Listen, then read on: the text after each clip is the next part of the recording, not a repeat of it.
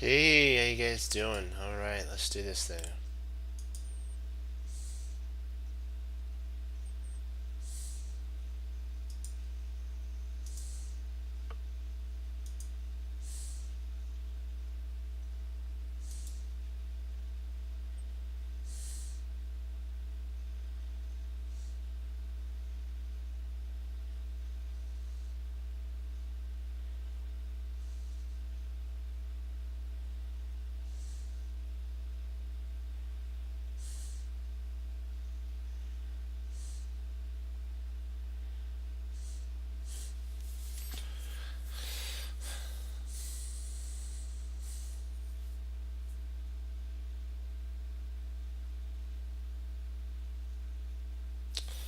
Okay, let's see here. Hold on.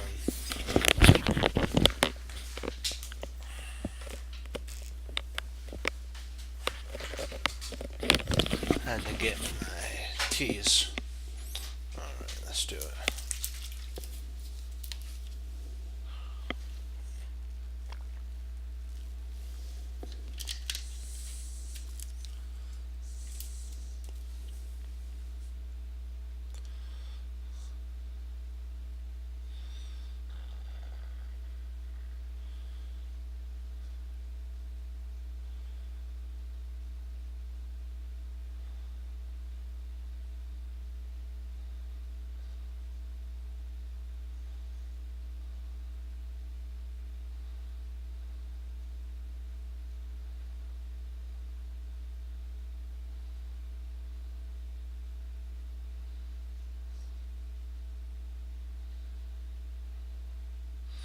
Let's see, Rook A1. Rook A1 to A8. Yeah, okay, let's take a look at this. Rook A1. Rook takes F3. Rook takes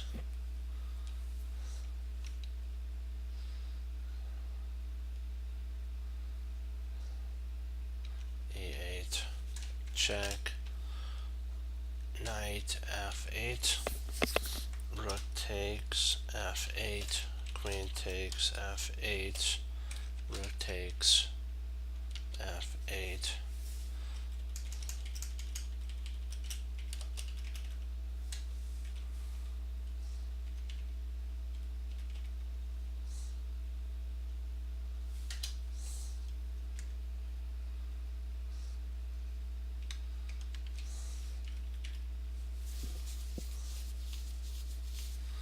I think we actually lose here though? Let me see here.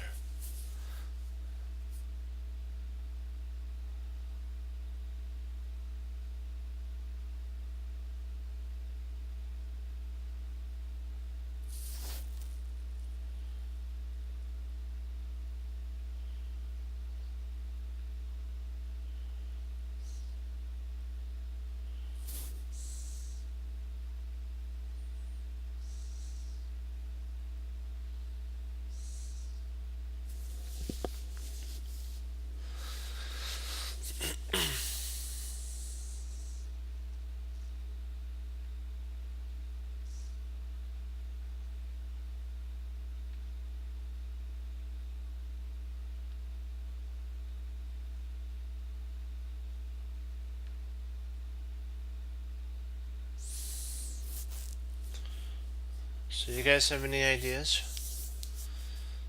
It's this is kind of, and this is a new one for me. I don't really think we have any win here, if I'm not mistaken. I mean, there has to be a win here, but I'm not seeing it.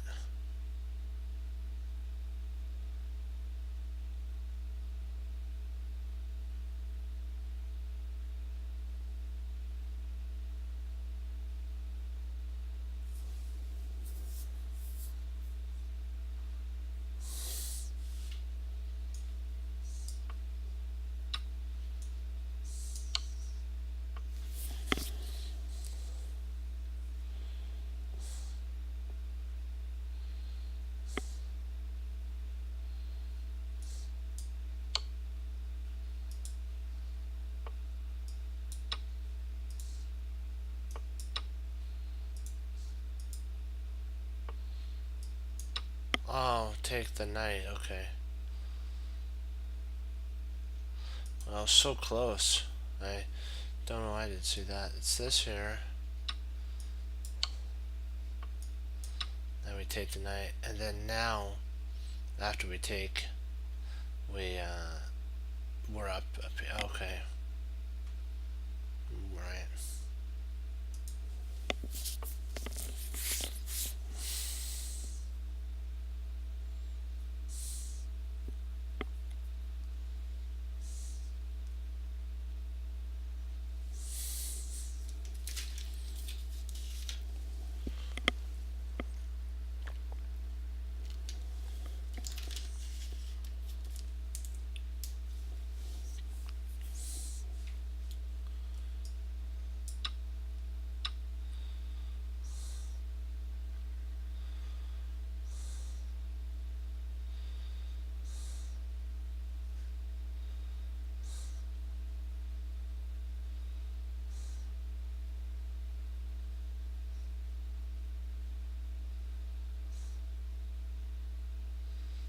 Okay.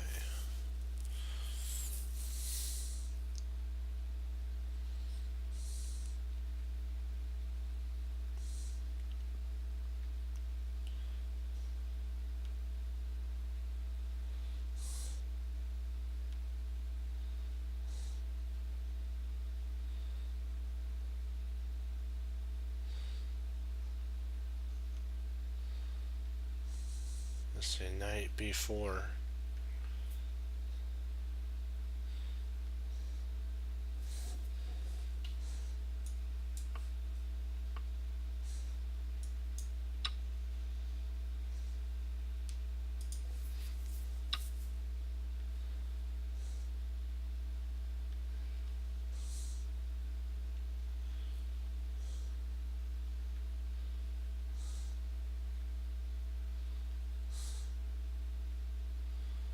Rook takes d6. Queen takes d6.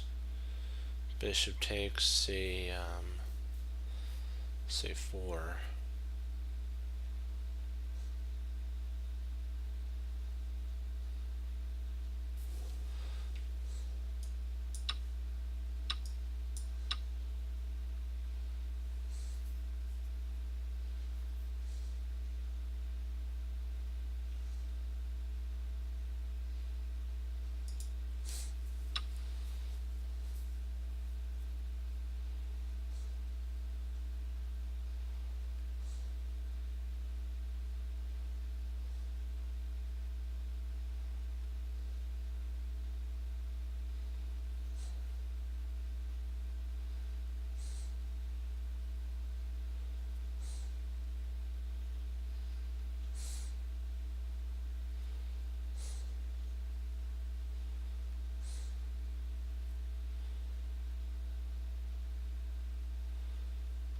Let's see, queen h5.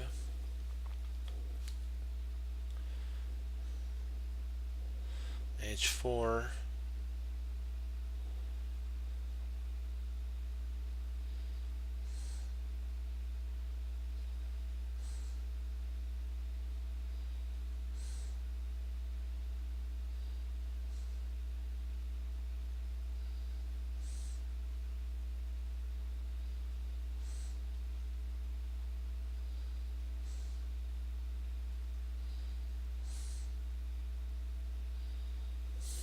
I'm wondering, let me see. Knight takes h2. King takes h2. Queen h5.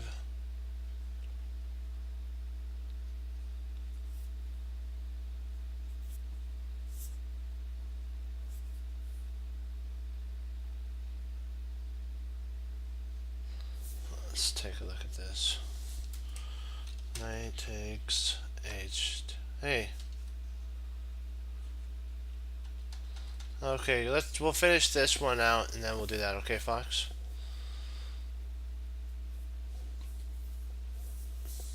I'm thinking that it's knight takes h2, king takes h2. This is my idea.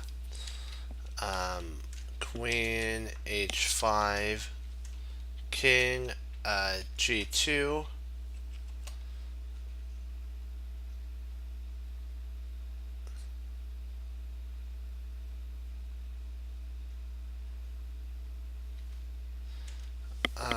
We can't go to h4.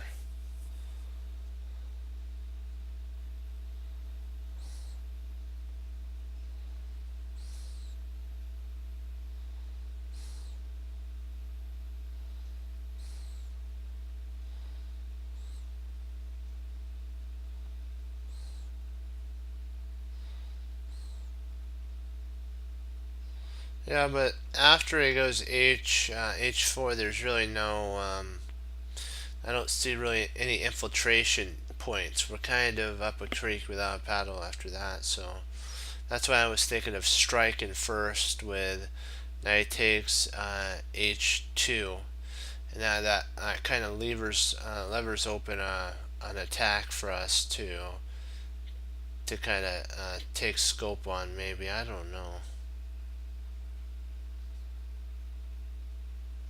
because I want to try to get my B rook, I want to get my rook to b6 and then slide it over. That's my idea.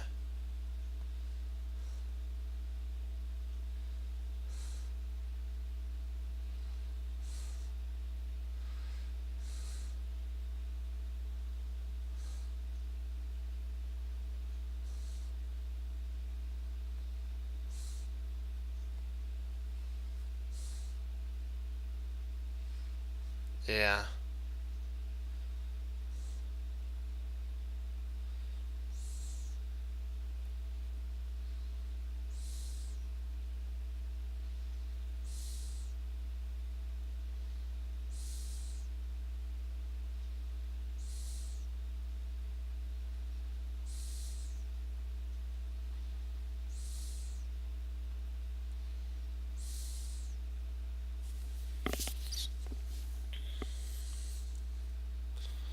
Well, maybe it is queen h2. Let me see.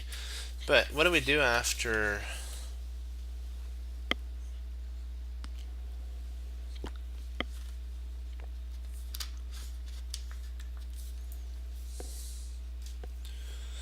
Well, we can't do b6.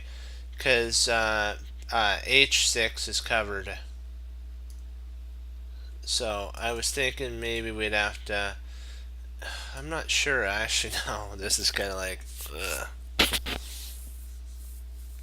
I don't know if we could do b6 because h6 is covered by his bishop. I kind of missed that this bishop over here is covering h6. So yeah.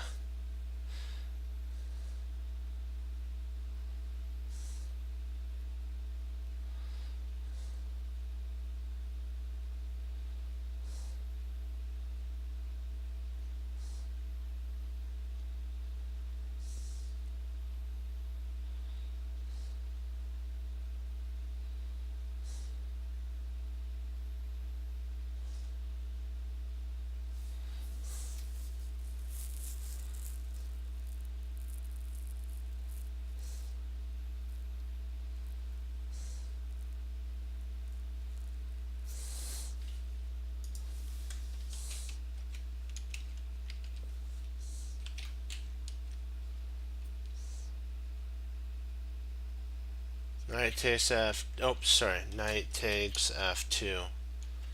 Then knight takes knight. Then knight h3. Check with a queen.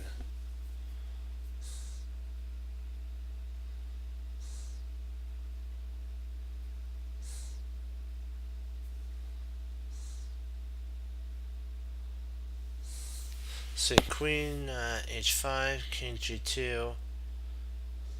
I don't know if he'll go. I think he'd go h4. Fox. I don't think he'd go uh, g2.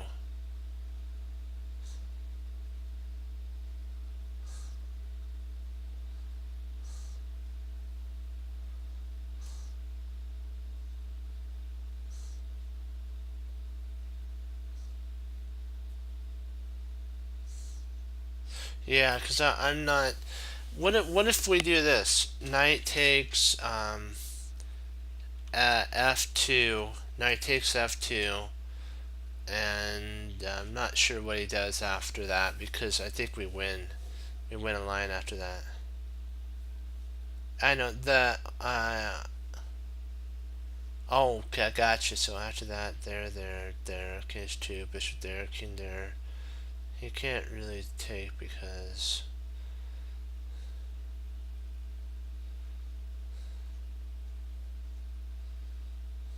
But do we have enough compensation? The knight. I was looking at knight takes f2, and I think we have more than enough compensation for the attack because knight takes f2. If d, let's say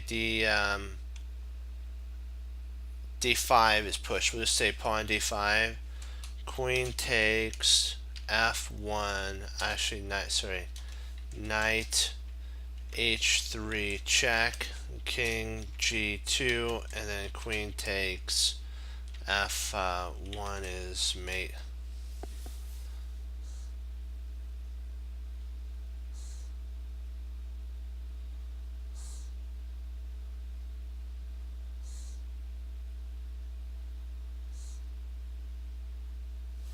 Ooh, in that line, knight takes f2, bishop e3. Didn't think of that.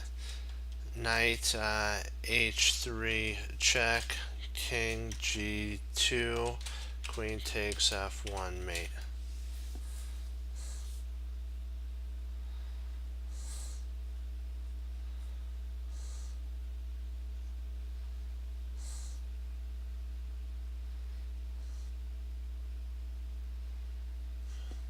Trying to see, is there any other way of handling that scenario? Not that I know of. I think we.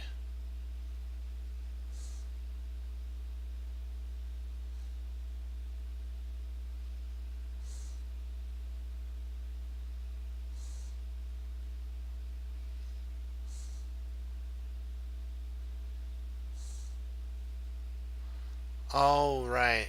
Right. Okay. Gotcha. Yeah, you're right.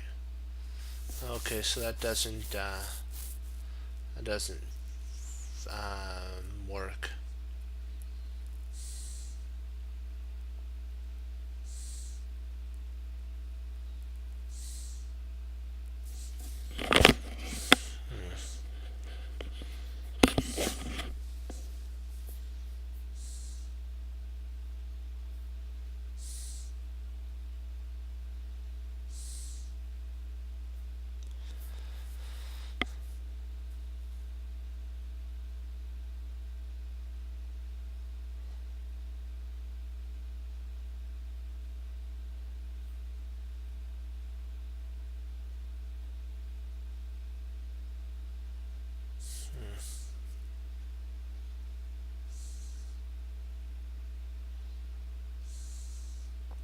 So yeah, I go to the drawing board. Bishop e3 does handle that sitch, doesn't it? Be nice if he didn't play bishop e3, but that's the best move in that line.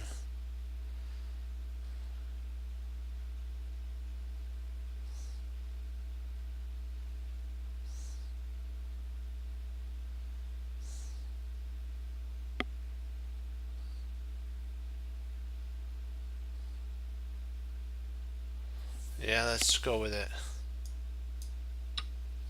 Okay, let's.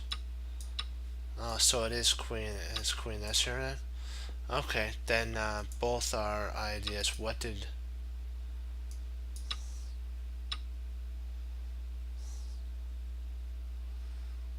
Huh.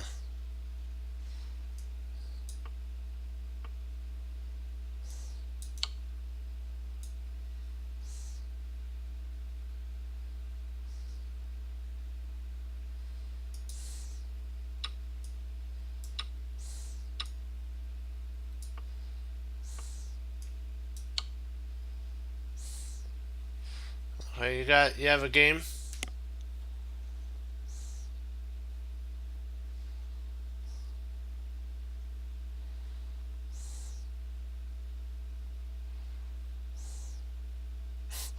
Yeah. Alright, let's take a look at that.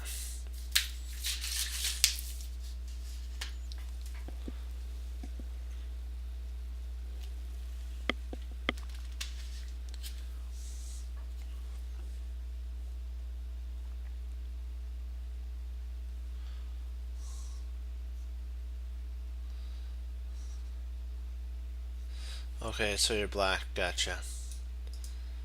Oops.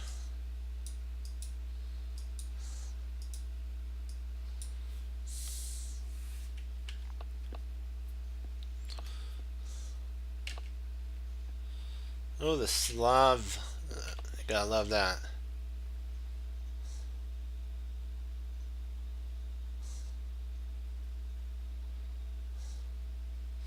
At one point, I had a chance to go bishop takes instead of. Huh.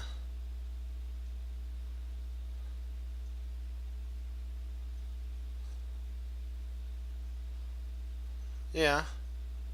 Endgame's good. More targets. Yep. D5. E3. H6. Knight C3. Okay. I didn't know there was the Slav defense quiet variation. Who'd have thunk?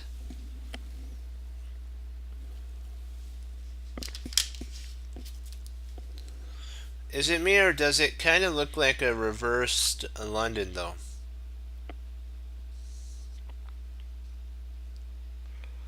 Is this very similar to a reversed London?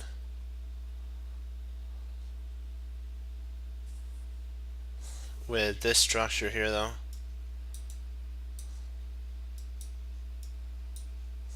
For black though?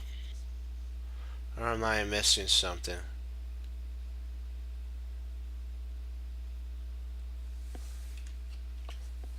See bishop E2.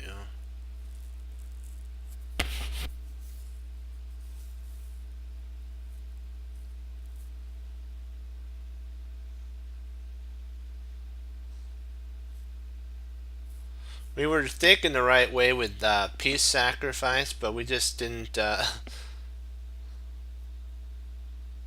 Yeah, but if you notice though, doesn't it kind of look like a London though? How when you watch Grandmaster Simon Williams' tapes, that the bishop for white would be right here, and this knight would be there, and you'd have a structure similar to, you'd have a London type of structure though. Yeah. Well, I just noticed that.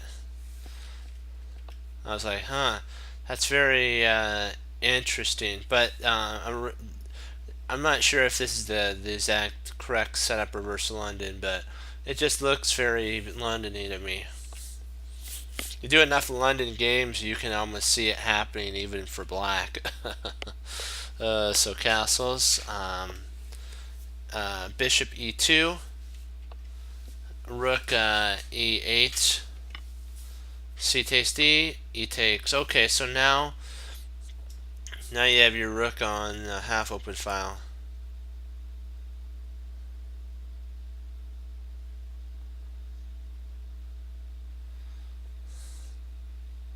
But it comes in a different name. It's the Quiet Slav. That must be the new name.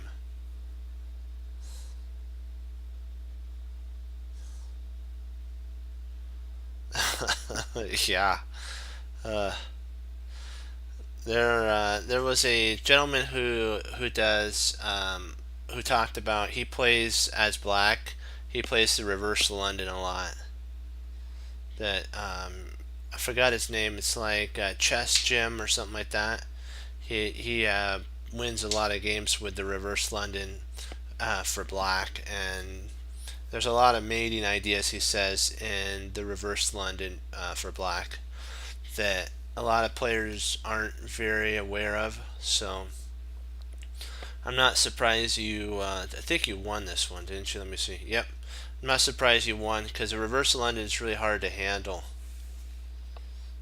With unless you know if unless you play the London, like if White played the London, they'd know kind of the idea of what Black's going to do because they played it. They would say, huh, what he's going to start doing is setting up a kingside attack. So I probably don't want to really castle. I probably want to wait to see what my opponent does. If he's going to start flinging queenside pawns, then I'll probably castle, and that'd be good for me. But if you notice that White's pawns are now pointing towards the queen side, so if we were doing Jeremy Stillman's the pointing rule, White's going to play more towards queen side, and you're going to play more towards king side. And the queen side is more of a endgame play, so White's going to want to play towards the endgame.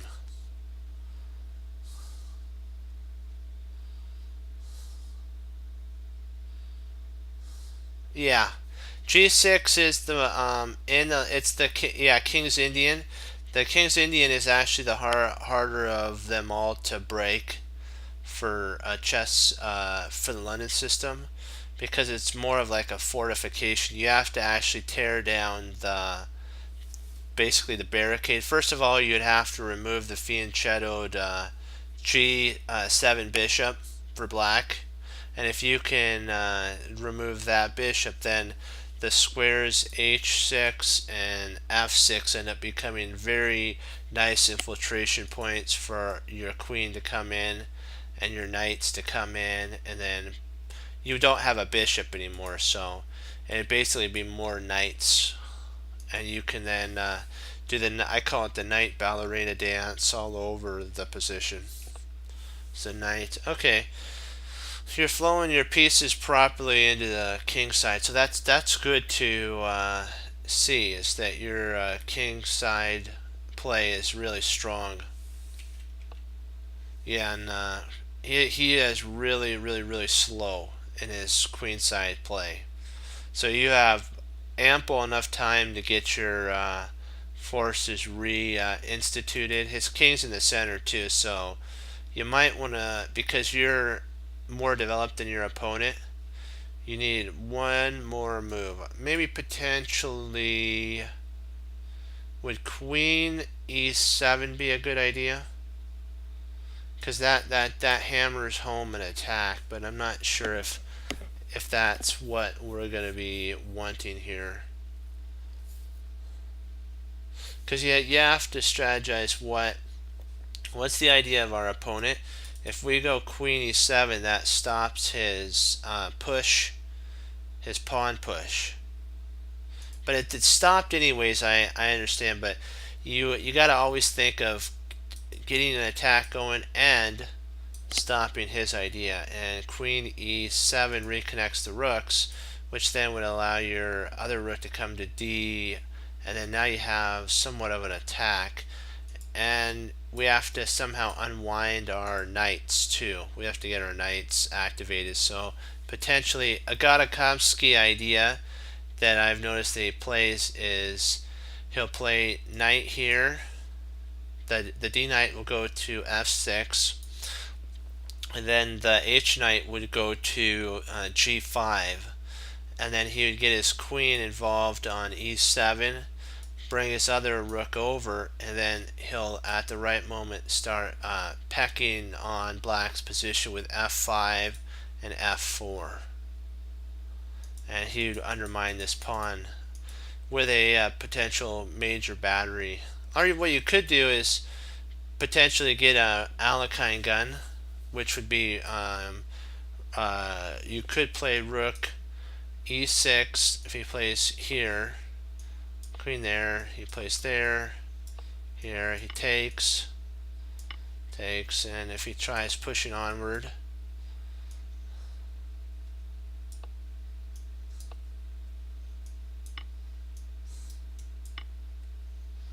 I'm just playing some moves out.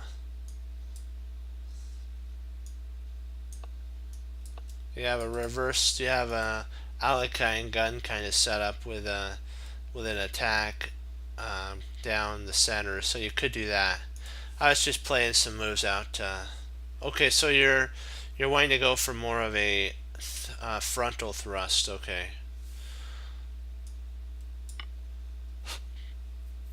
So if he takes, excuse me, you'd probably take with the bishop at that point. You wouldn't want to you wouldn't want to destroy your position. This also allows for, pardon me, um, a flow, more flow. Let's need a drink of water.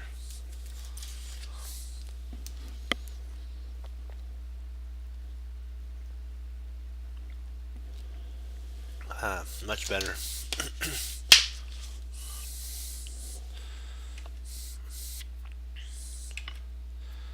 Oh, so he took. Okay. He took with the pawn. Hmm. Nice. Now, okay.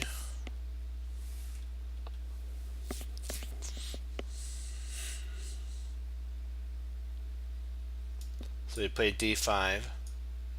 Knight takes d5. Pawn takes d5. Yeah, you got a pretty good clamp in the center now. So I would say that I prefer black, but white still has one trump card that that black doesn't have.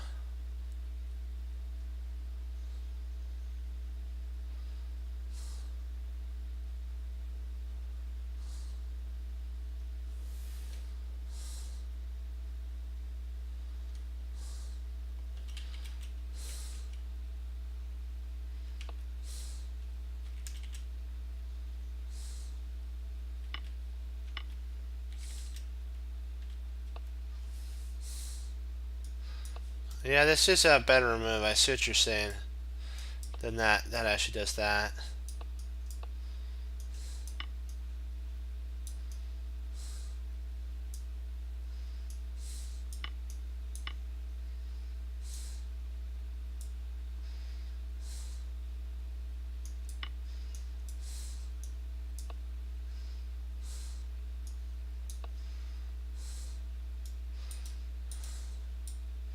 Got some attack going there. So I see what you're saying. I know what your idea is. It's a good idea. When taking, you didn't want to give up your bishop pair, so you decided to do that. I see that.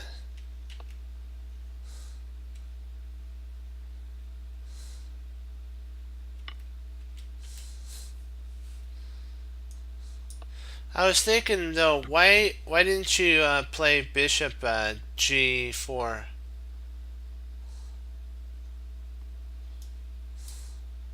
That's an interesting move. I think it's, and then what you could do is at this point play f5, and then get a pretty good bind on the position maybe.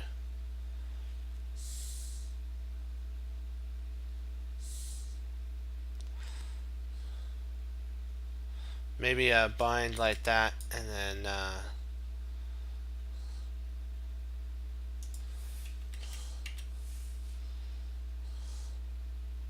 you might have been able to stop castling too. This might have been a good idea to stop castling. But I don't think you could do that, yeah. Yeah, I see what you're saying. I'm really surprised that your opponent took though. I think that was too I I don't I he's really cramped now, yeah. You want, yeah.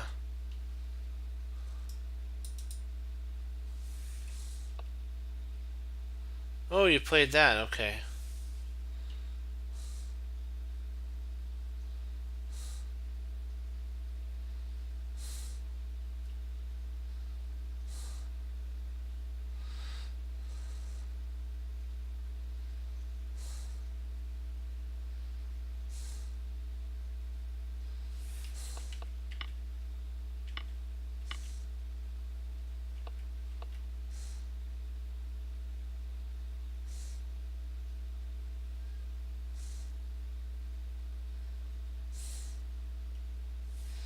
Trying to see, does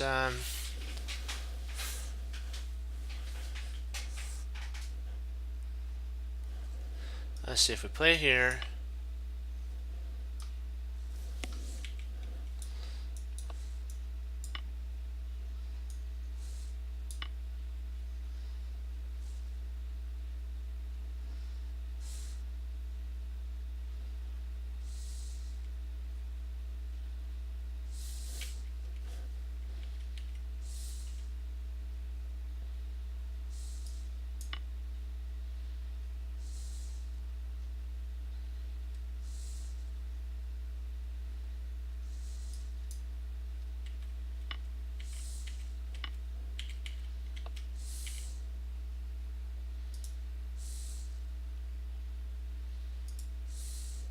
This wins a piece, so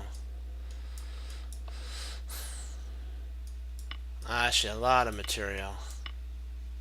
So he'd actually have to take at this point.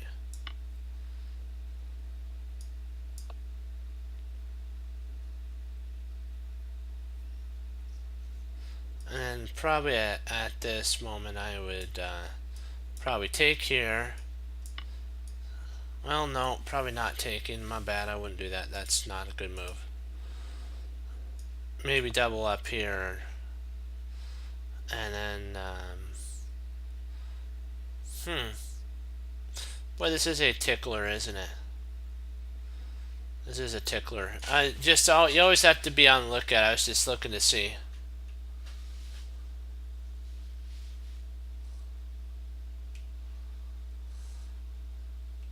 Yeah.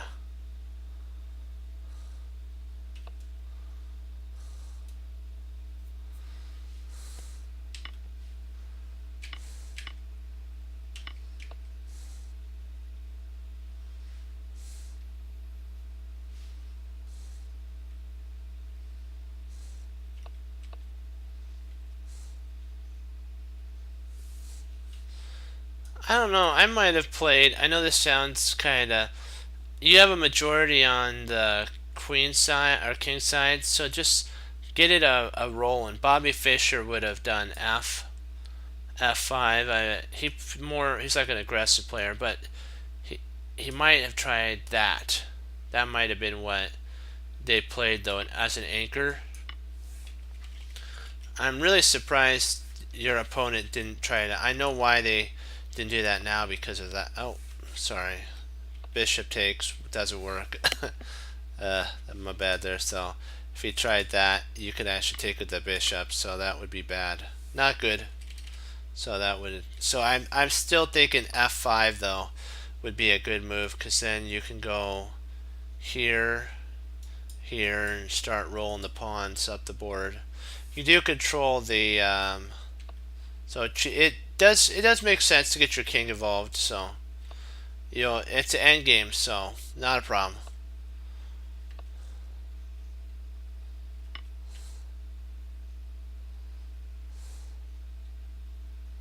I do have a question. Why didn't you you could have taken there. This I know he gets something like that. But then you always have this potential idea, and if he comes here, now you can get your attack rolling. He might try that, but if he does that, you win. So he can't really leave. And if he plays there,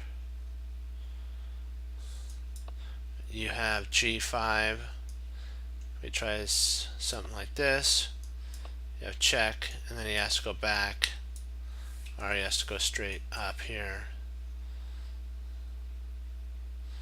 And then now you get a breakthrough, and you have to love the breakthroughs. And you could take there.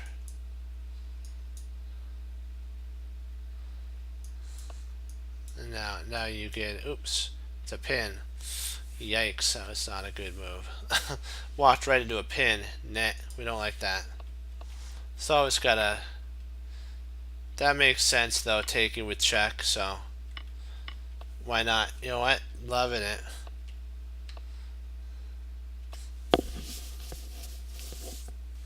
King f5.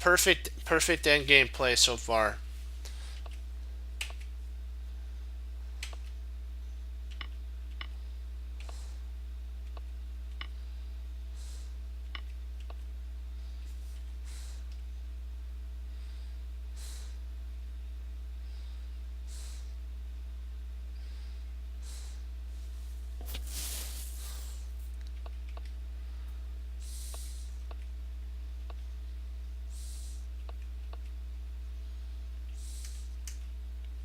I don't know. Would have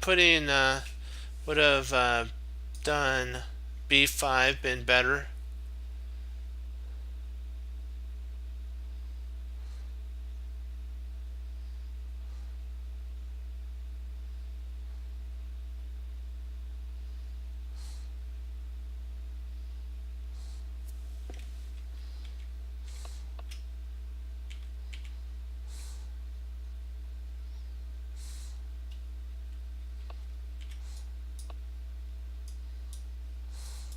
It can't come there. Can't come there. So if he comes up here, you do potentially have bishop there, and then you can, pawn there. Then maybe you can get a bishop to f, and then around.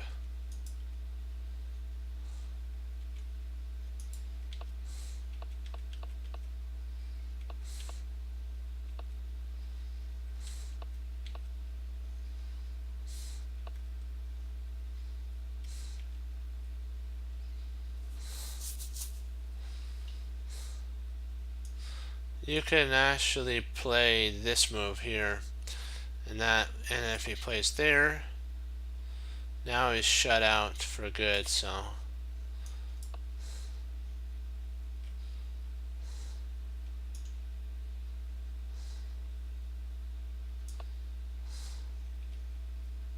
or just keep it there and try to weasel or wiggle our way through.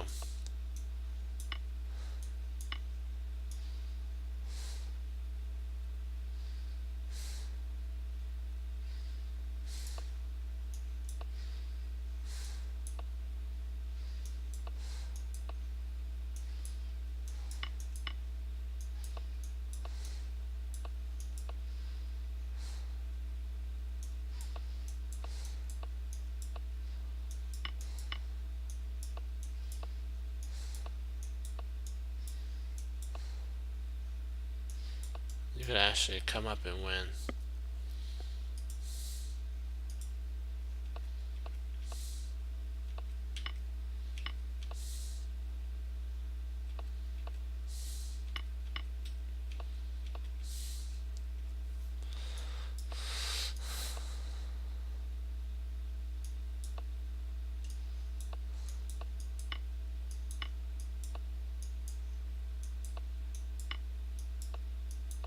Now you get your two pawns rolling.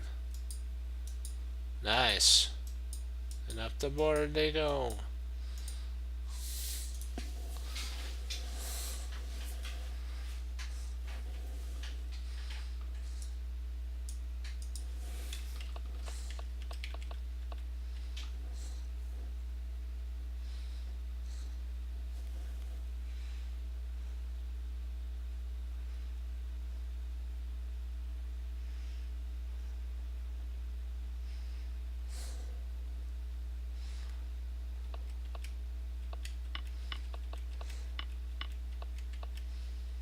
And then they resigned there.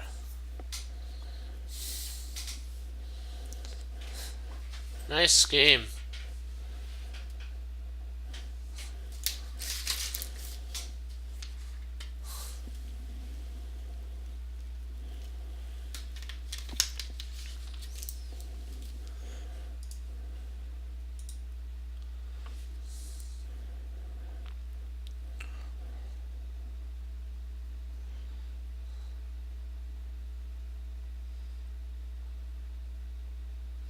We'll do some puzzles, and then we'll do a Gadakomsky game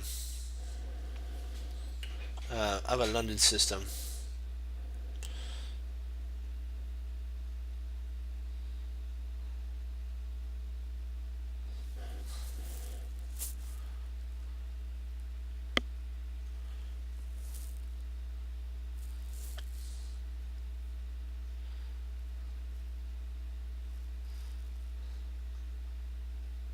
I'm thinking potentially queen g3, check, king h1, queen takes h3, check, king g1,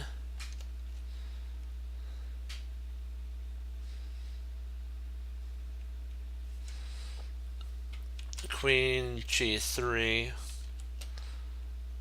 check, king h1, and then bishop takes d3, queen takes d3, and then bishop to f4, e5, bishop e5.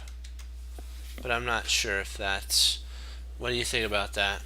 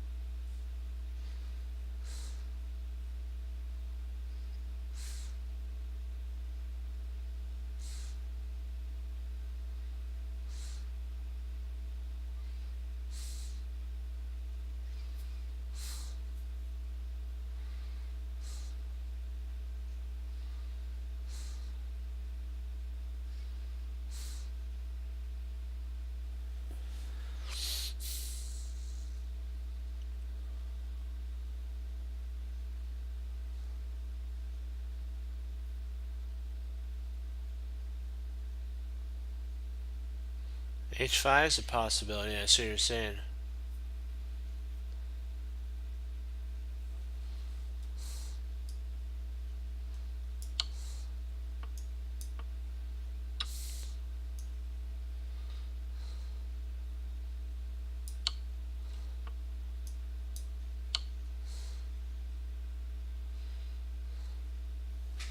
Yep.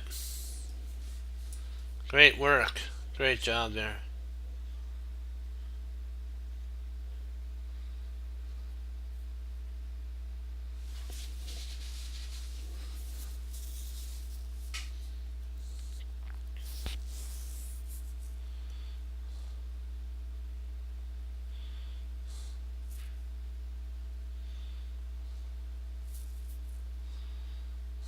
Yeah.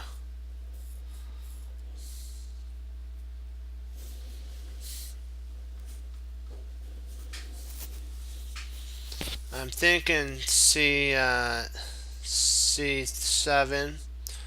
king b6. So king c7.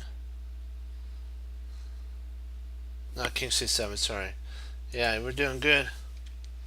c7, rook c5, bishop d8.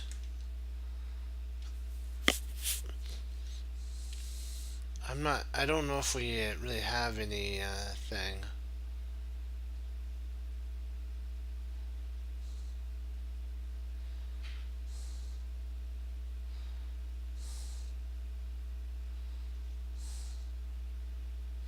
Maybe I should have C right away. No, we have to do that. Well, we do potentially, we could play bishop f2. That covers, bishop f2 covers c5. So we could push our pawn at that point. Bishop f2, king a6.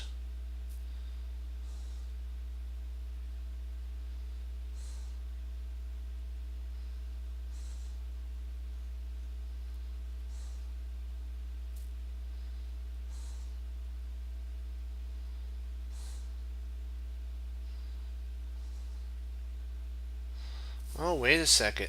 I got it. I got it. C7, rook, C5,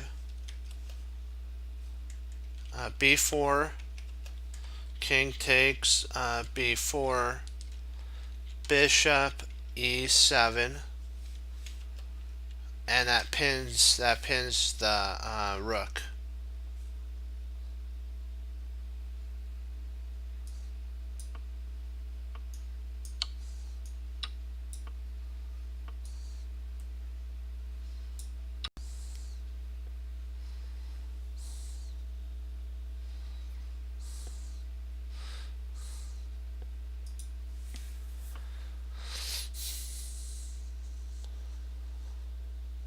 Yeah, the other one worked though. It's okay. Hey, you know what? As long as we work through it, that's what matters. We're getting it. Yeah, you have to draw the king on the same diagonal as the bishop, and yeah, it's one of those draw. I think it was a study if it was me. But hey, we're getting them right, and that's what matters because we're learning.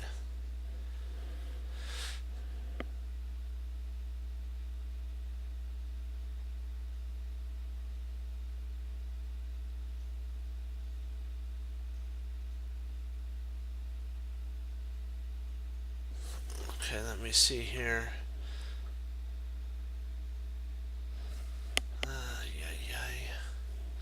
Okay, my first inclination is bishop to f8 check.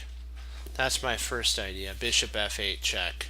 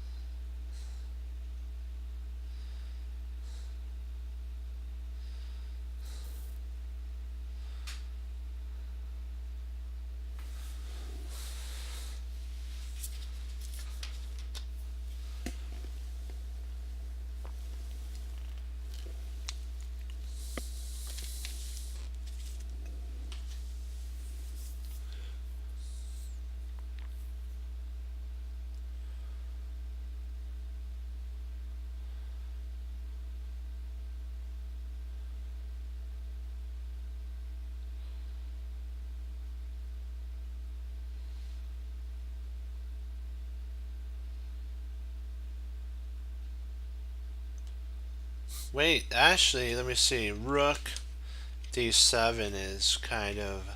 Nope, nope. We can't do rook d7. Well, nope. Maybe rook d7 would be an interesting. That'd win the queen if she tried to check.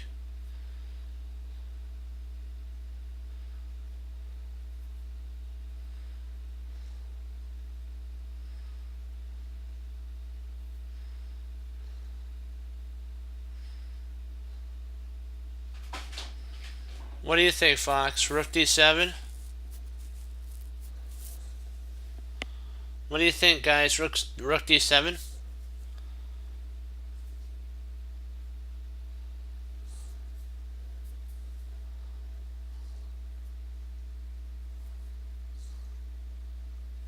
Let's see. Bishop takes.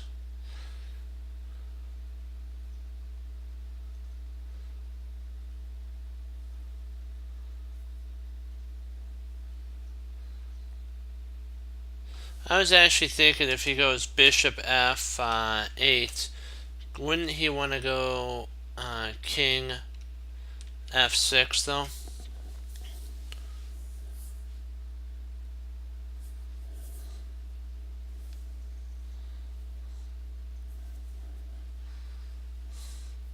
That attacks our bishop.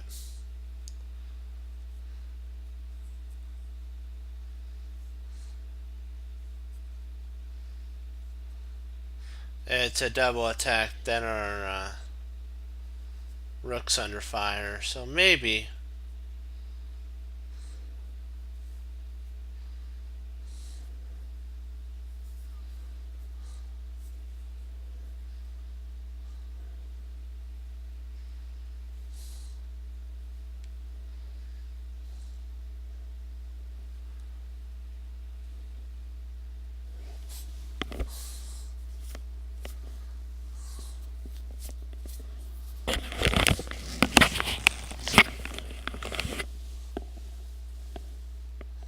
Well, if he goes a5, did you get to see what happens? Rook d7, queen a5. I know that's a little trick. Bishop b4 check.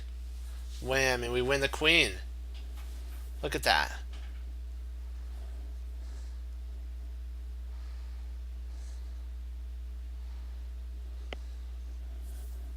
Isn't that great? And then we have lines where we win the queen with that. We can play bishop d6. If he doesn't do stuff, like, we have a lot of attacks. What do you think? I like that. What do you think? What do you think about that? Let's see, bishop there, king h8, bishop checks, king there. Takes, okay.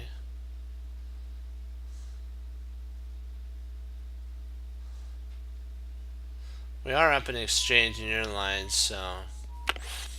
Huh.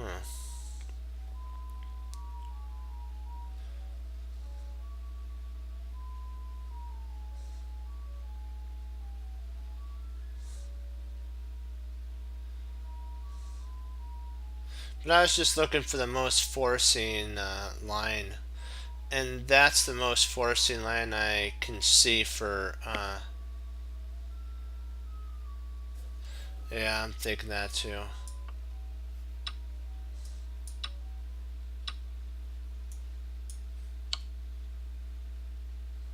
There we go.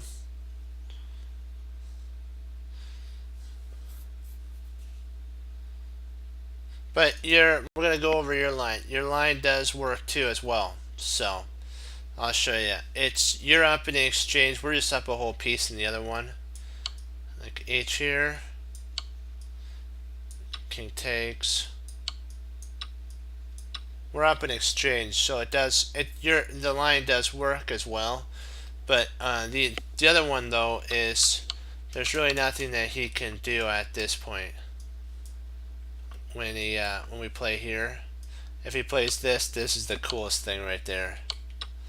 If he tries to run his his queen away, we get a check there. If he tries that, then first of all we can throw in I believe, do we have mate? Let's see here. We could actually check there. Queen has to take d7 because I think he could move there, but if he does that, then rook takes d5. C takes d5. Bishop takes, and now we're up a whole queen. So a lot of tactics with that move. There's a lot of tactics. You have to go with the tactics, and that's what I'm learning is tactics are huge.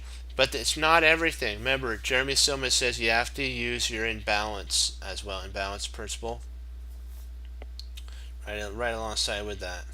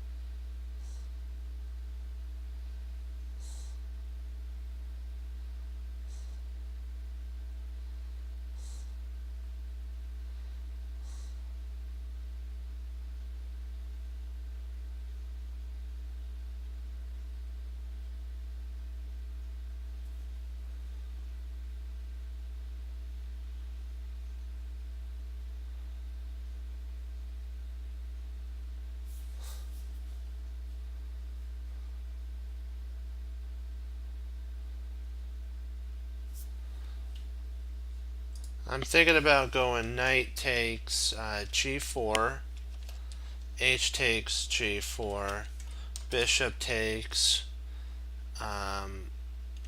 b2, rook a2. But I don't know if we, and then we have to retreat out. I don't know if we acquire much out of that though.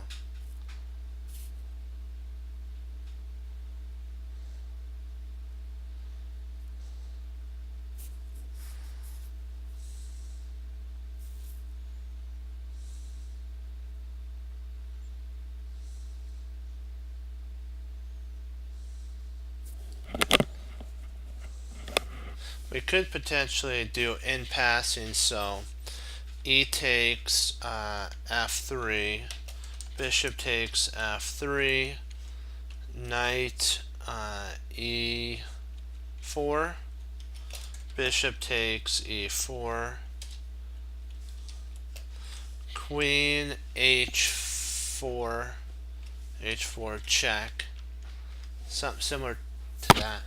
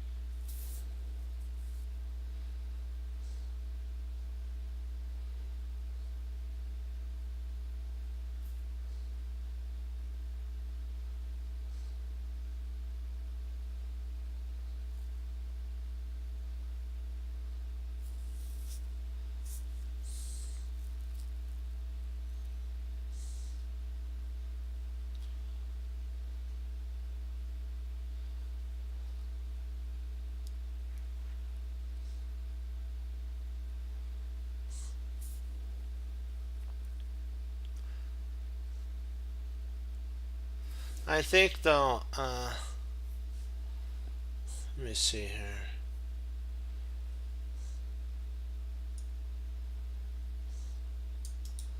I think at this point, I think we can play.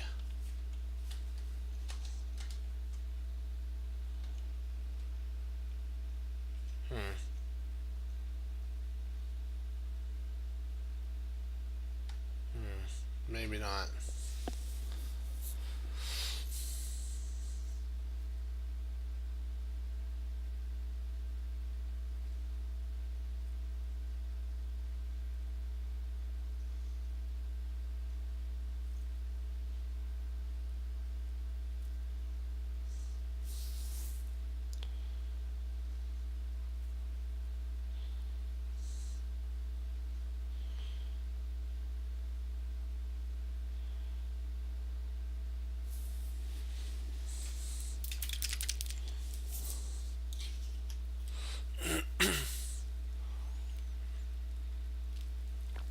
Okay, what's the idea?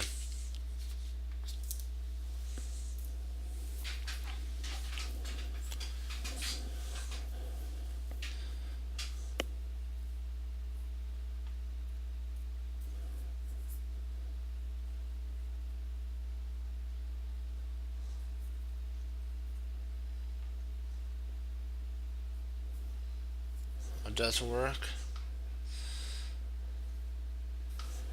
And let's go with our idea.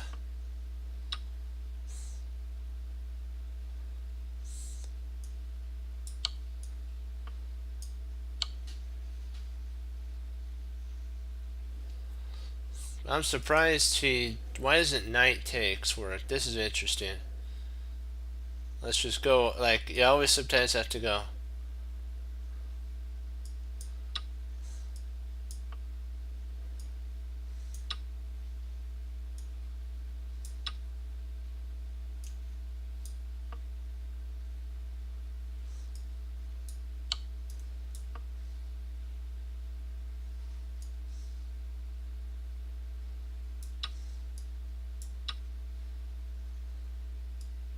Okay, this is the idea that I was thinking. So we were right.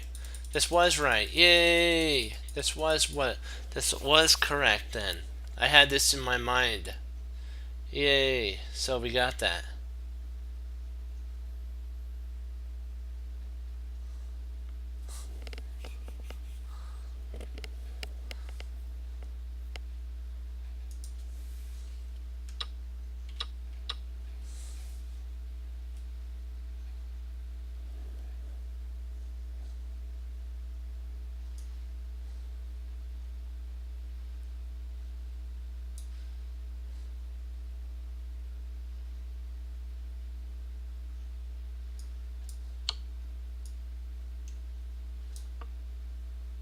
And G5, so he can't do that.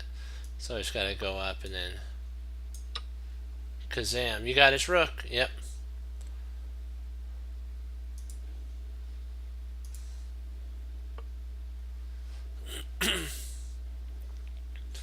There we go. We're doing good so far. So far, so good. So we're in it to win it.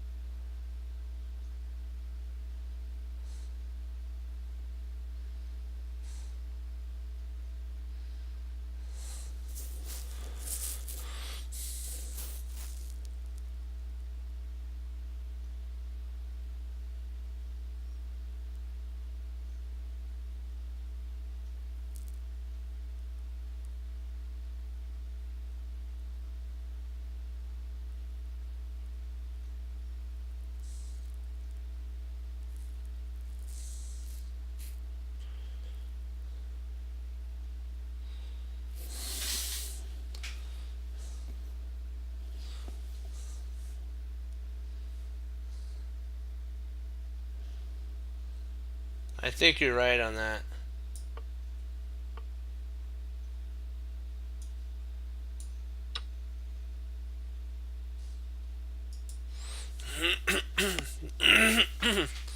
Good job. Great work. Keep up the good work, and we're gonna soon be 3,000.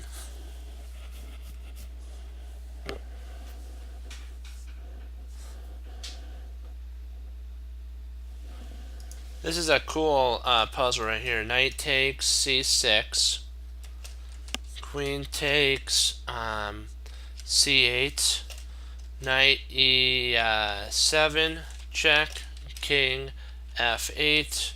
Knight takes c8. And we're up a whole piece.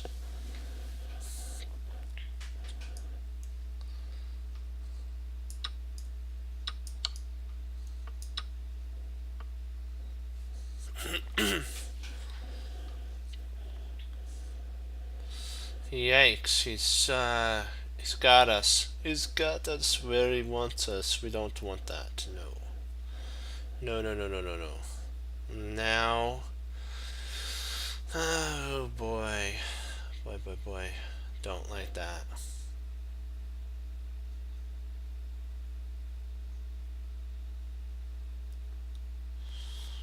Hmm. Hmm.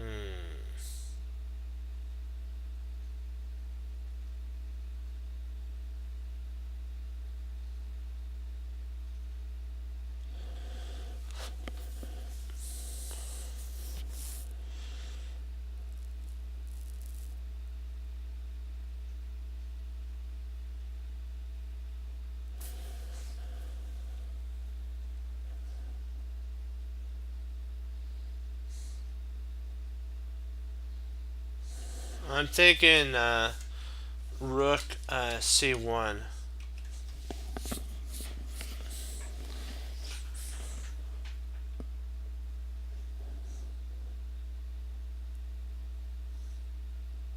Oh, that doesn't work. You're right. That bishop f5 traps our knight. Uh,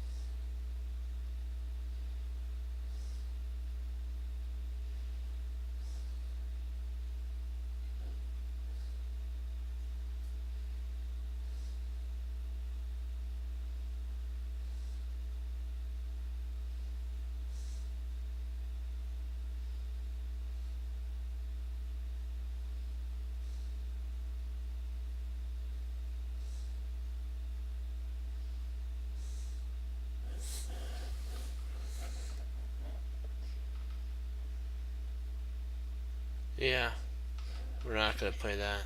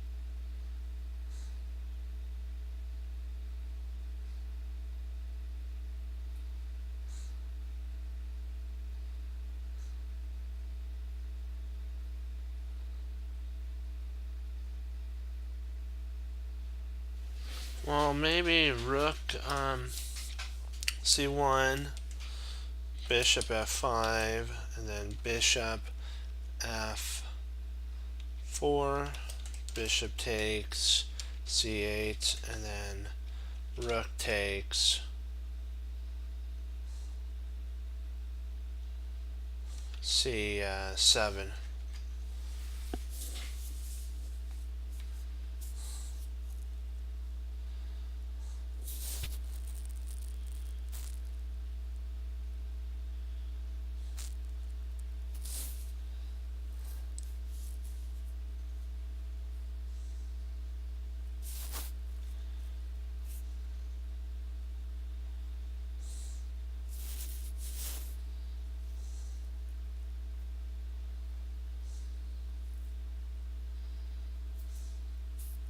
I don't know, I'm just thinking.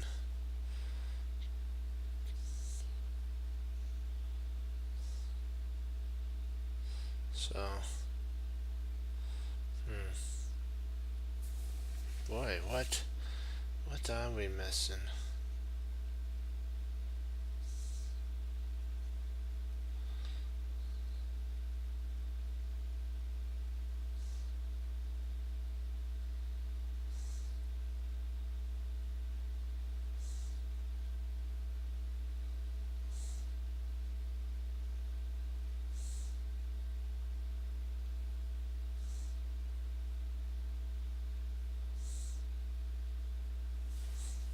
Oh, I got it.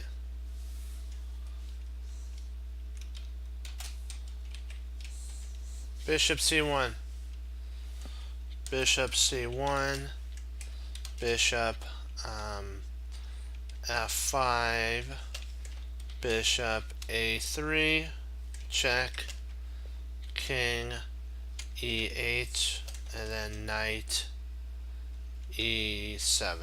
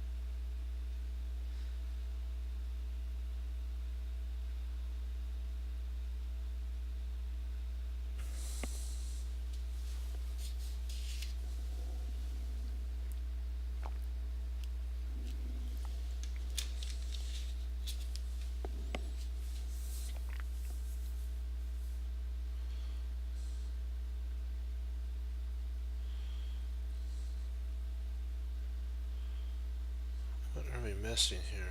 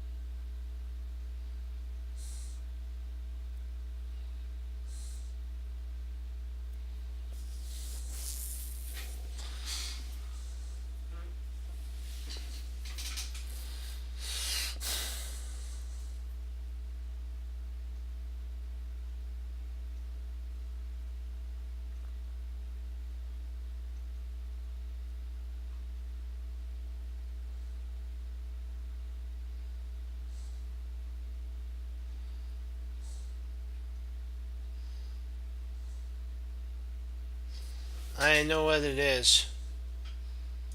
It's this here.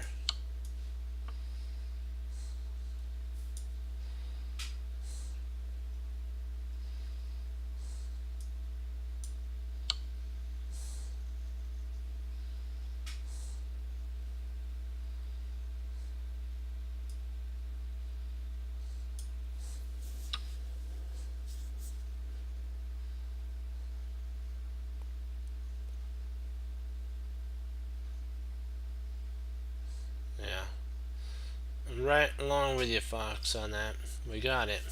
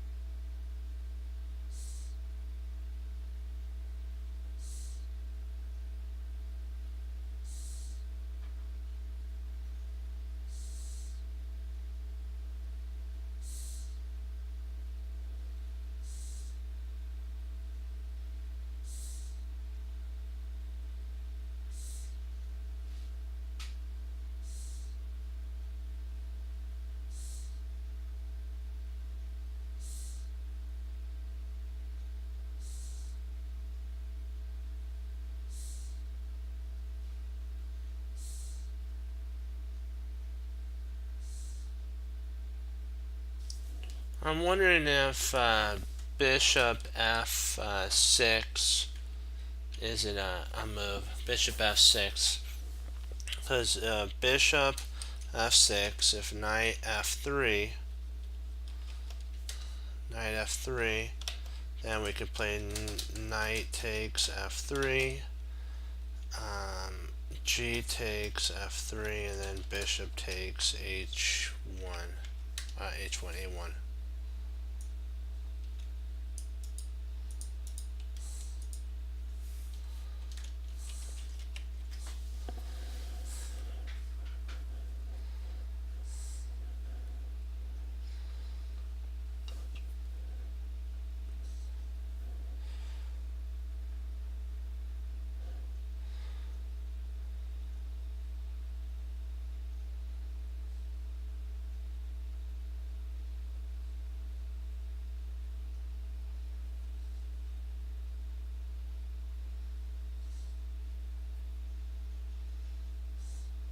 He might though try this bishop f6 h f4. So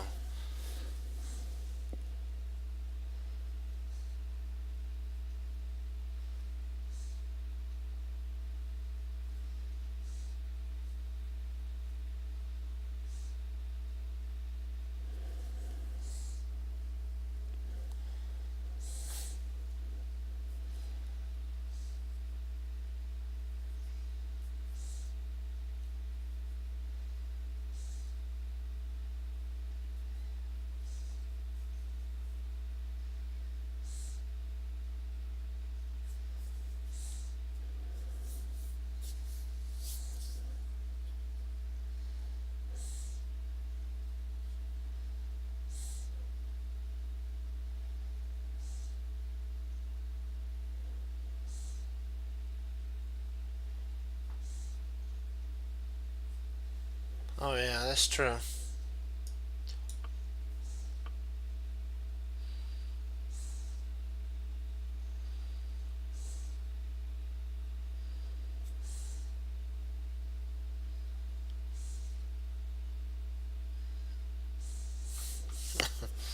Whoa.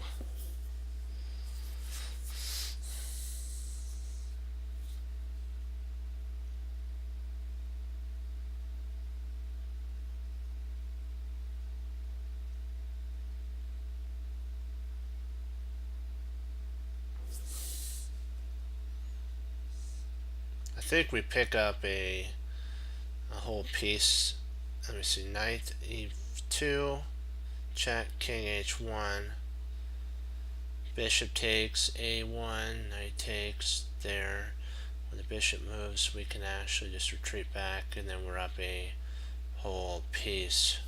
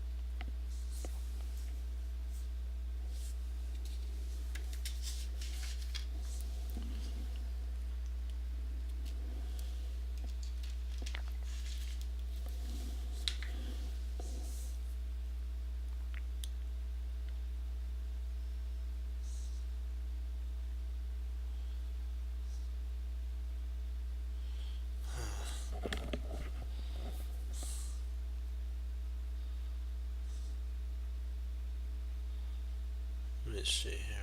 And then after this one, we'll do the Gadakovsky game, but we gotta solve this one good.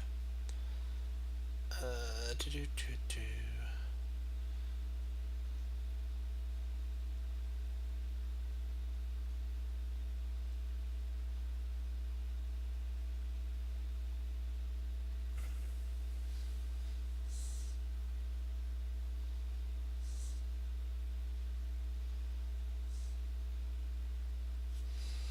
thinking potentially knight takes f3.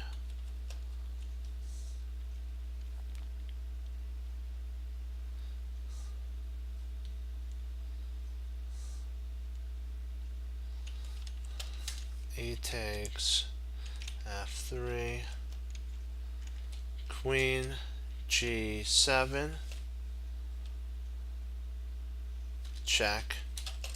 King takes g7.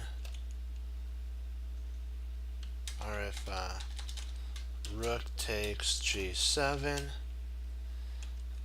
rook e1, rook to e8, check, rook f8, rook takes f8,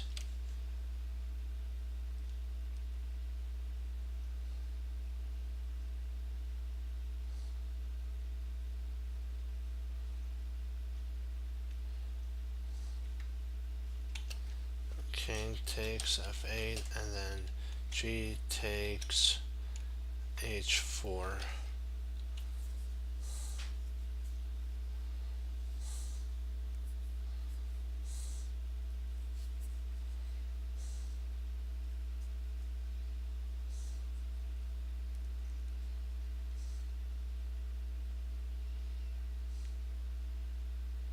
Or we could actually just play this.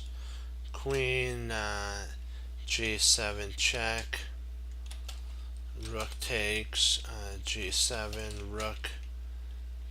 Nope, we can't because the queen is covering that.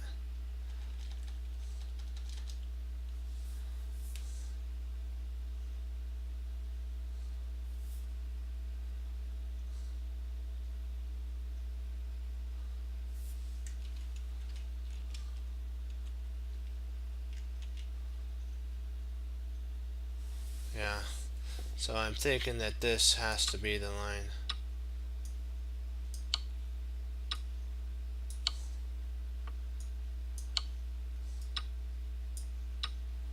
And then when the rook takes, we grab the knight. Because when I'll show you. Here, here. If he takes here, this falls as well.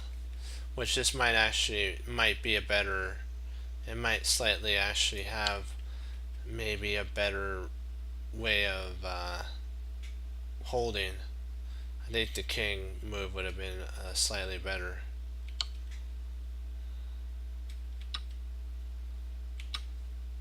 He played rook takes, which is actually the worst of the line. That's the worst one.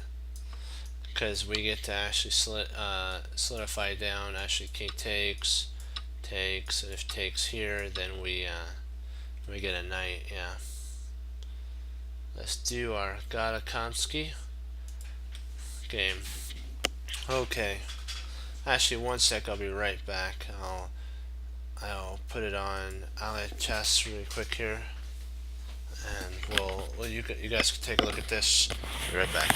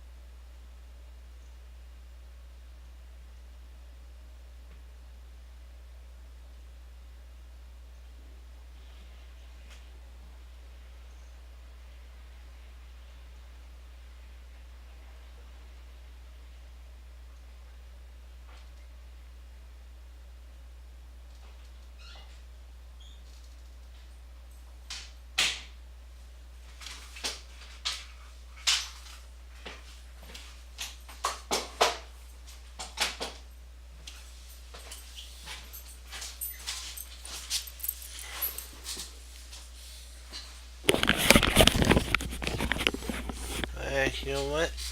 I'm glad he did good. Yeah.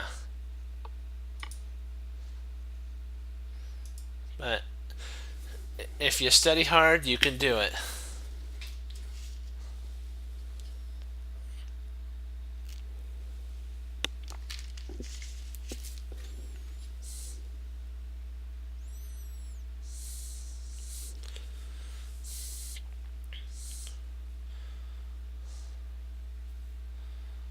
Nice. He must have won. He must have. I think might have drawn that one. Okay. D4, and I think I think we've already went over, but you know what? It's good when you there's these lines that you can play. This is the most standard. D5 could be played. There's C5, F5.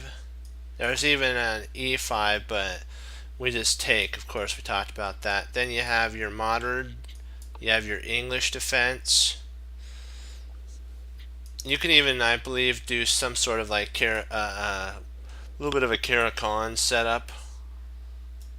But there's other lines like the French could be played too as well if you want to do the French type of setup with this and F6 and stuff. But Gata played D4 and his opponent played D5. Knight F3. There's only one kind of sitch drawback to this move. Is that if you play here, you play here, you play here, you play here. Let's say you play there, you play here. You have this little. Oops, not that yet. Sorry, a little too premature. First, you have to go like that, and then you have that. And if he takes, then that happens, and it's game over. That's why you can actually throw this move in here. And if like knight f3, a4, sit, not that, because that stops that. Then we could play this move. If he plays after that, if he ever plays e5 or e6, then you can do knight f3. So if he does that, you're fine to do f3 because there's no trick. I'll show you the kind of trick that they try to set up here. If you play here, it comes in. Now they're like, yay, we gotcha, and you're like, no, you don't. Now my rook's not pinned. I can just move it and say, hello, Mr. Pawn. And if he takes, if he checks, we come down. Or if he comes and grabs that, then we have a pretty massive attack that can come down the pike. We have our pieces developed. We can even potentially play knight here, try to get the queen kicked out, and if that actually can't be played because it's protected there. So, but there's also one other line that Sam Williams talked about. It's the line when they don't play this move here.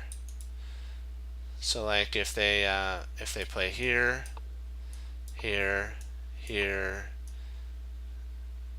here, we'll say here, here, here.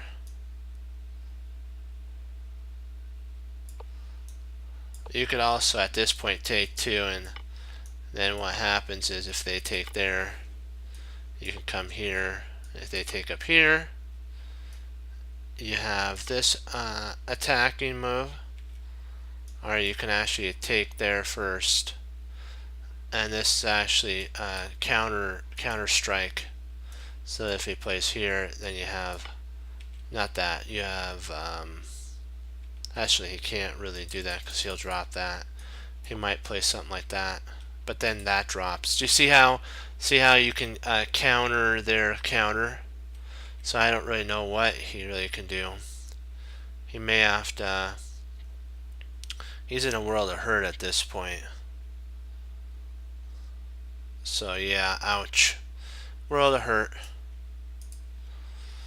So that's why you gotta always be very careful with this move. And it's always nice to just flick in before that.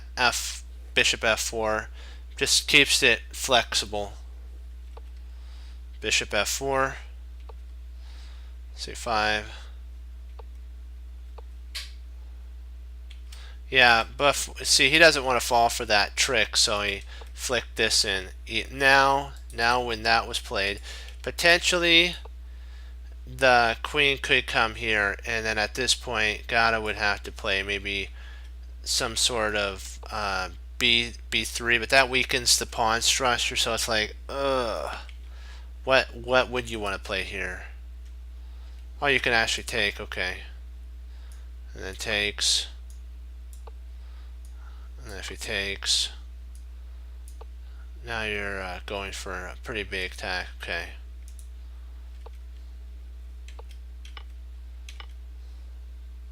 This time he's going more for positional play. H3 is a pretty powerful move because it stops this little trick, and then you come back to H2. Why I was saying about the Gadakomsky move that you played in this type of setup, Fox, was that Gadakomsky sometimes uses this H2 pocket not just for his bishop, but potentially for a knight to reroute for an attack. Also, it allows a pocket for a flight square of the king. It also allows potentially for G4 an attack. Also, I've even seen where a rook has come up to H2 and then prepared for later onslaught, but that's very far out. So now everything's eyeing the queen side, or king side, I mean.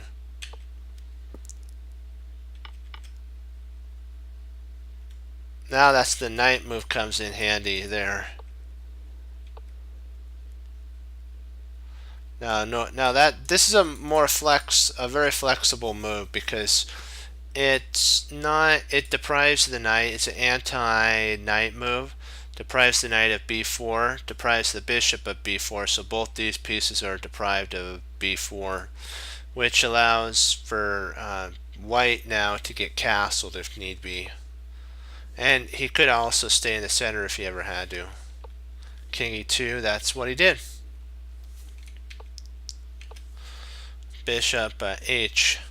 This was kind of a little bit of too overreactive in my opinion. I think that he could have actually just dropped his knight to d2, and if this is played, takes, knight takes, pawn takes,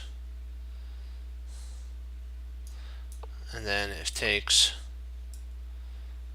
now you have knight takes, and now you're attacking there, and he's gonna have to move his bishop. So if he moves here, now you can just take just take with the knight, and if bishop takes, you're up a whole pawn and going on to win the game basically. So, but I think he was just too hasty with that retreat. He didn't want anything to happen, and his opponent missed the really powerful a5. a5 is a devastator move because what it does is it stops any of Gadakomsky's counterplay on the queen side for b4, like after this, and let's say trades happened, and now Gada doesn't have b5 anymore, and it's like, oh no, what did I just let happen, you know? So he played e5, which is very dubious. It's a dubious move.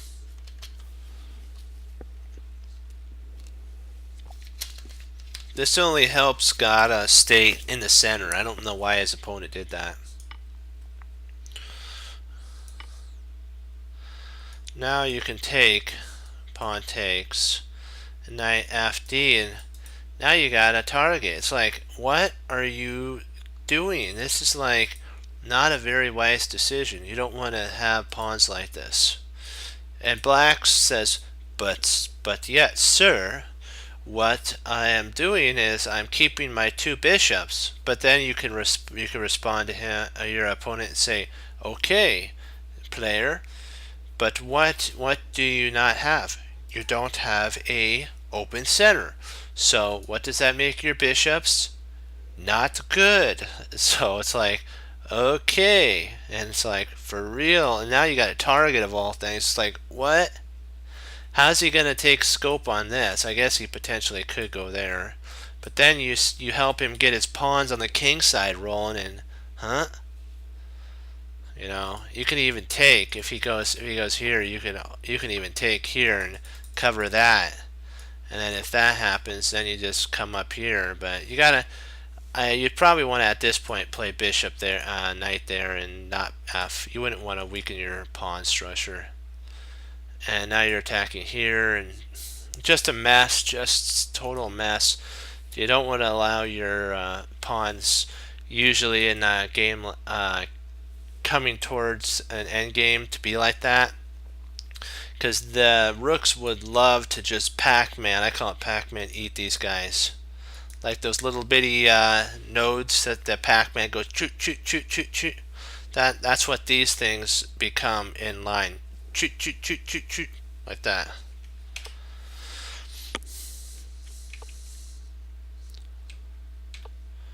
So bishop, rook a d8. So rook c3, bishop d5.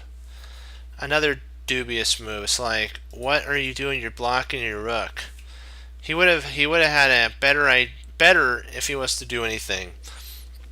Might have been to have played here, because you then can at least pocket your bishop if you're wanting to make your bishop a tall pawn, which is what this bishop ends up becoming, nothing but an interruption piece. It'd be like inside of a board meeting when they're talking about a really big time deal, right? And all of a sudden you have an interruption happen. It's like, wait a second, we're talking about a big deal here, you know. And the rook is the guy that's saying we should do this takeover here. We should take over this business. And the rook wants to coming in. It's like, that's right, we need to take it over. But instead, this other person comes in and goes, but no, I think we should just do this. It's like, what? No. You have to go for that. You got to be strong. You got to take over. You got to number one worker type of thing. And this rook coming here also has a dual purpose of having us develop our rooks. Now we have some sort of play along the d file. Our bishops are well placed there. Why kind of hurt our finances, if you want to think about it as a corporation? Why overextend? Why not, grab that, corporate, make our business even bigger type of position? Yes, and it's hard for players to be at certain levels to be okay with sacrificing a pawn.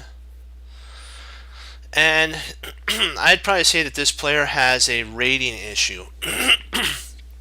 What that means is sometimes players will play inferior, sometimes they won't even know why they're doing it, but they'll look at, like, Gatakomsky is 2676 here, and his opponent is 2353, and then no doubt about it, the opponent looked at the rating and went, oh no, he's 323 points ahead of me. But that doesn't mean anything. Gatakomsky made a dubious move with the bishop going back to h2. They're human. People are human.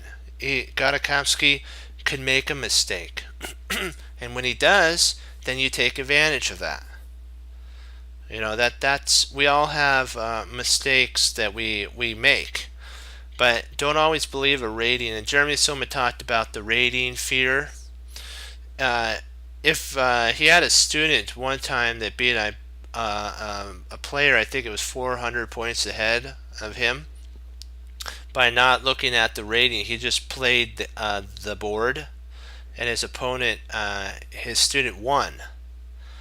And his student had a rating fear. That mean you guys already know. We already talked about it. It's about that they look in. If you, let's say you're 1600 and you're facing a 2200, you're 600 points lower, but that doesn't mean that that 2200 level player won't make a mistake. So don't just think because they're 600 points or 5 or 400 or 300 points ahead of you that they're, invincible. They will make a mistake. Even Magnus Carlsen makes mistakes sometimes. But the one thing that he is a pro at is he knows how to not show the fear, and he can sometimes even save a game. The majority of the time, he knows how to save a game. If his opponent makes enough dubious moves, then he can come right back into the game and draw. So don't ever think that a draw is a bad thing. A draw is a way of improving. A way of saving the game. Think about it. Let's say you would have, if you lost 12 points, but you draw and you only lose 3. That's a 9-point savings. So, and you might not be feeling good that day. So, all right, another dubious move. And now Gada's just gonna dance all over the board. It's gonna do the tango, and kazam! Look at that. And his opponent is like, if he plays there, he's in trouble, big time. Because then the bishop will lock the rook in, and then it'll be clobbered. It'll basically be taken to the cleaners and captured. We could actually capture it via king f3 and grab it. So if you're wondering why they didn't take, it would have gotten trapped. Now h5 is trying to make it so that he can grab this pawn. King f1, that covers this pawn now. Because if Gada would have tried, let's say, I want to expand, this actually does hold a pawn now, because now what's he going to do? His bishop's trapped. This pawn, and he has to move, and then he'll lose a bishop. So that's why you always got to ask yourself when they play these moves, what's excuse me, what's the idea behind the move? The idea behind this move is to pick up the g2 pawn. Gada just moves his king to f1.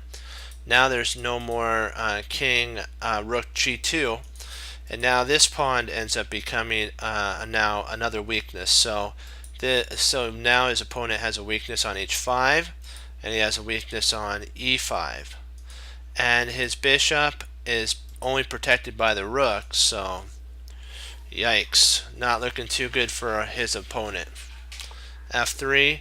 Now Gada wants to play his king up to potentially g2 and get g4 going.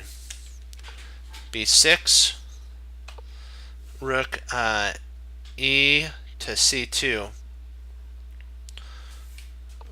king f7, a dubious move, not a very good move, a zero move. If you notice now, his opponent is reacting to everything Gada is doing, and grandmasters can sense when their opponents start reacting. They start making these weird inferior moves, and that's what it was. It lost a 0.6. That's a lot. Bishop g3, in my opinion, wasn't the best move. I think that Gada maybe should have tried king to f2 and tried to maybe get his knights rerouted in, or get a knight routed in here. Maybe even just move the knight and try to go after this pawn. Cause him to lock down a little bit, cause a little squeeze. And then now what you could do is reroute your knight in and see if we can't peck on that bishop a little bit, and maybe even come over here and take scope on that pawn. You know, it's just, I think the bishop is too exposed on g3. I understand his idea. G3 is he wants to go to e1 and then start taking scope on e5 and g7. But you have to be very, very cautious when you do that. Like that move, way too aggressive, outrageously wrong. No, that's horribly wrong. You're helping Gata to get everything developed. He wants to come on over to the queen's side. Now that we're in bishop and knight the equal, it's Gata who's better here. He's up a whole pawn, and his pieces are better placed. Yes, at this moment, potentially you can say that this dark square bishop is slightly better than this one, but in a couple moves, this bishop could actually become a hero. So this knight is not a good knight. This knight's better, so he can actually come in and take scope there. So bishop e1. Now the bishop's on e1 is going to become a hero. Oh wow, another dubious move. And this is in my opinion, the death blow right there. That was the knockout. And he gets to win a pawn here, and his opponent resigned. 2 pawns up with proper play from Gata Kamsky in their end game. It's a 1 game. Okay, I'm probably gonna log off. Do you guys have any questions before I log?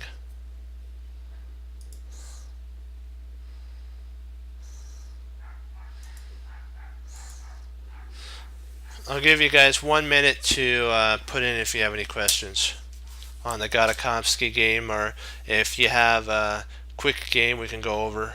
I'll give you a minute to put in there.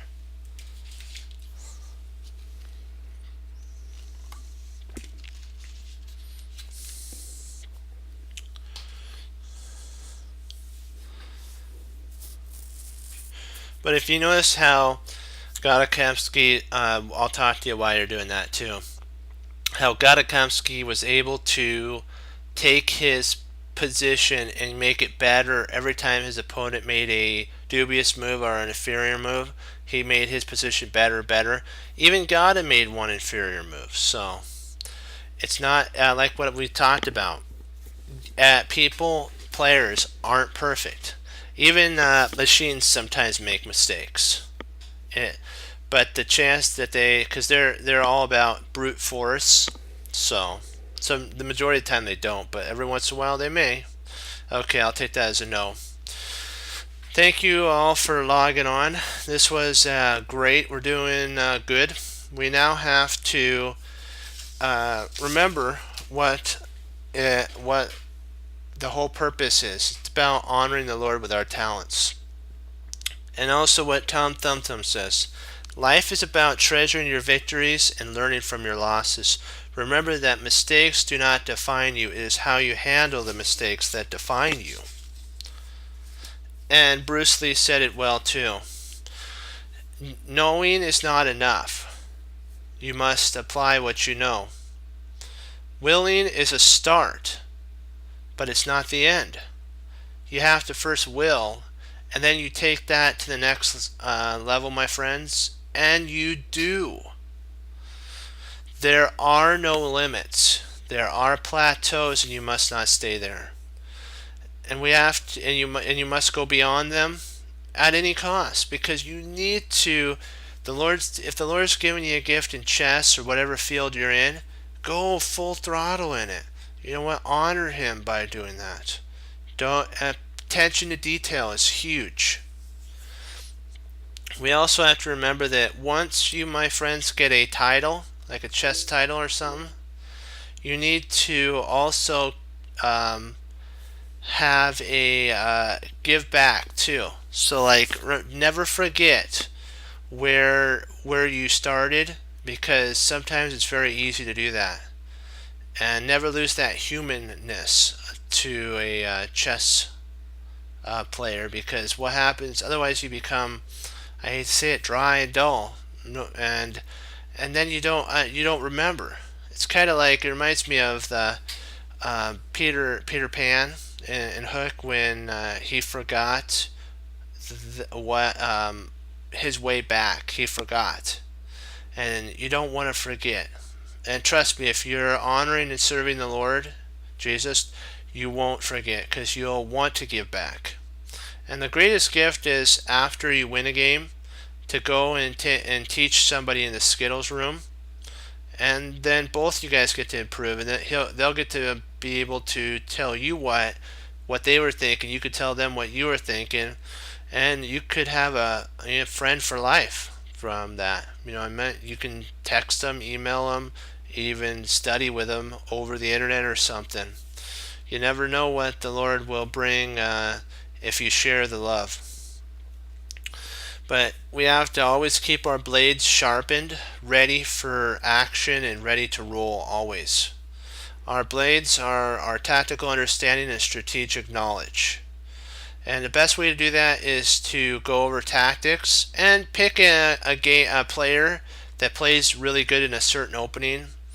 If you like some players, like if you like the Grunfeld, I believe MVL is a Grunfeld player. I don't quote me on that. I hope I may be wrong. He might be a Neidorf. He might be the Neidorf player that I'm thinking. But if you like one of those openings, find a player that's known for playing that and study that player's games, because they've went through a lot of time to play those games and win. First of all, you'd want to go over their wins, of course, because you want to see how it was played correctly. And then the next level that we're going to do, because we're going to run out of winning games for Gadakomsky, we're going to go over his losses next, and we're going to see where we could help him improve, which will help us improve. And we have to always remember what we do. We hang up our coat, we hang up our hat, we sit down and study when most won't we do, and that makes all the difference. Trust me, it does, my friends. And I know you don't want to hear it, but I'm going to say it anyways. Please study more than do hyper blitz, 1 minute, 3 minute, 5 minute, 10 minute, or 15-minute games. Andrew Martin, International Master Andrew Martin, had a tape that I listened to when I was first beginning. He said that when a serious chess player gets, I'm going to say serious again, I know I'm saying it twice. When they get serious about chess, they'll go from 90% play to 90% study and 10% play. Because you have to have that 90% study to be able to improve in your play. You'll get to a certain level, he said around 1600 to 1800, in your plateau there. Because what will happen is, to go to the next level of 1900 to 2000, you'll have to have more understanding than just play understanding. Because what will happen is, your opponent will have more depth in their learning. It's not anything, they're not smarter than you, they just have more learning under their belt.